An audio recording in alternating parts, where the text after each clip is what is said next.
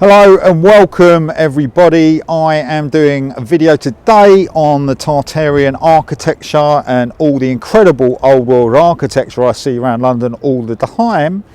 And today I'm starting at Buckingham Palace and I'm working my way up to Hyde Park, which is just a bit further up, and we'll show you where the actual Great Exhibition was first held. Look at all this incredible symmetry. Amazing. Standing in Green Park at the moment, just looking onto Buckingham Palace. So you've got Buckingham Palace here, and then we go straight up onto that road. You can see that's the one that lines up straight with Wellington Arch. So Buckingham Palace was apparently built for the Duke of Buckingham in 1703. It's changed hands through a few families, but became the residence of Queen Victoria in 1837. Between 1847 to 1850, the east wing, what you can see on the front, was built, but the actual courtyard behind would have actually been the original front. According to history, Marble Arch was built outside Buckingham Palace and then moved up to the Cumberland Gate in 1850 on the edge of Hyde Park. Remember, this would have been at the same time to the construction of the Crystal Palace in Hyde Park. There were then parts of it that were bombed in World War II and it was rebuilt on certain sections. I'm going to put a few photographs up of the West Wing, which is at the back, and you can see that this was made out of like a bath-like stone. This is the front of the palace, the East Wing, which was apparently built 150 years after the original front of the building, which was built in 1703, which is the courtyard just behind. The gold statue you see is the Victoria Memorial with Queen Victoria sitting on the front. This was designed in 1901 and the statue was apparently completed in 1924. The ancient River Tyburn runs underneath Buckingham Palace, and I would imagine what you're seeing now is the water from that river coming out of the fountain. This river flows right down to Westminster Parliament, Westminster Abbey, and onto the Thames. Looking at the statues around and the columns and the pillars, there seems to be just various different pieces added at different dates. It's very difficult to pinpoint the exact time period to when these certain parts were built.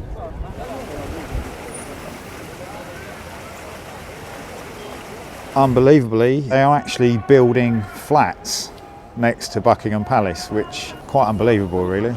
Energetically, it feels very beautiful outside this palace. Maybe this has something to do with the River Tyburn running underneath and the ancient ley line this is on. An incredible gold gate. It's just amazing. You can see Wellington Arch straight through there, which incredible alignment. So you got Buckingham Palace just through here. This was actually used, this is Green Park we're in now, and it runs right up to the Wellington Arch or the War Memorial, which we'll go on to in a minute. But this was actually used for bloom rides back in the 18th century. This is right next to St James's Park, which is the oldest park in London. I mean, this is all old land, so imagine years ago that this would have been completely barren. There wouldn't be houses around. This would have been all countryside, literally. So very, very different environment completely. This would have been a very swampy area, according to history, and back in the 16th century.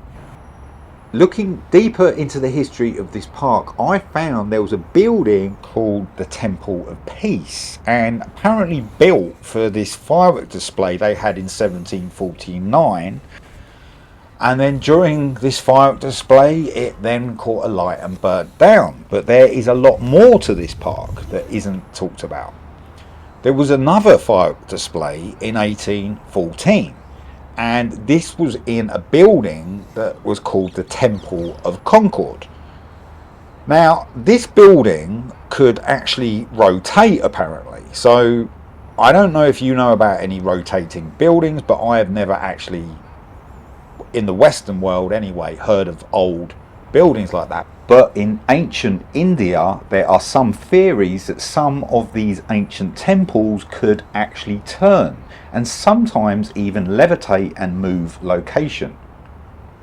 Obviously, there's no photography at the time, but the paintings and imagery that depict these two incredible structures that we'll never know about for sure, but these did not look temporary, as much as that is the way it's been historically recorded. Remember, right next to these structures, you had Buckingham Palace that was, again, apparently built in 1703. So all of this land would have been quite incredible back then. And make up your own mind, but I find this history very bizarre. Little do people know, but actually pigeons are one of the most intelligent birds we have on this planet. And you, very special birds. This leads up to the memorial, and then you've got Wellington Arch, which you can see just sort of over this way. And this bit here leads right the way down to Buckingham Palace. This was unveiled in 2012 and built from Portland stone, which is a slightly different stone to what you see the other structures around. It was built in respect for all the airmen in Britain, Canada, Australia, New Zealand, and a couple of Eastern European countries.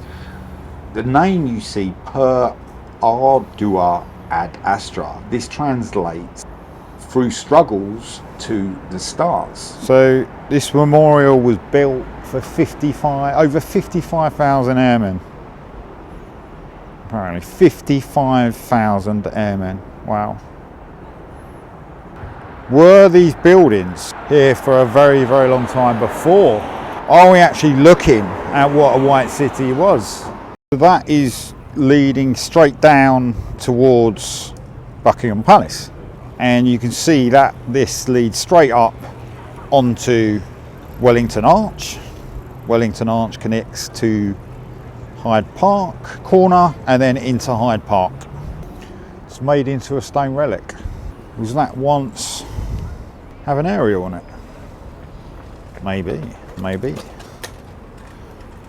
Goes straight through here, straight through this point. I mean, the geometry, to know the planning, just that's a little note to think about. It's like, you know, nowadays we've got lasers and we can work all this out and we can work all the geometry out, but to do the precision on that alignment is quite incredible.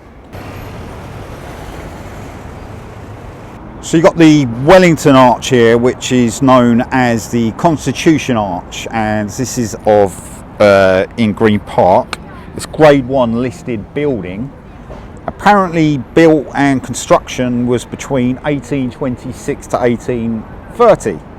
They've moved this. This was during the time of Queen Victoria, and they actually moved this arch. So incredibly, wow. According to history, originally Wellington Arch aligned to the arches of Hyde Park, but again this is very unclear. But my question here is, why were these arches moved? Or were they already there? Were these used for a completely different purpose?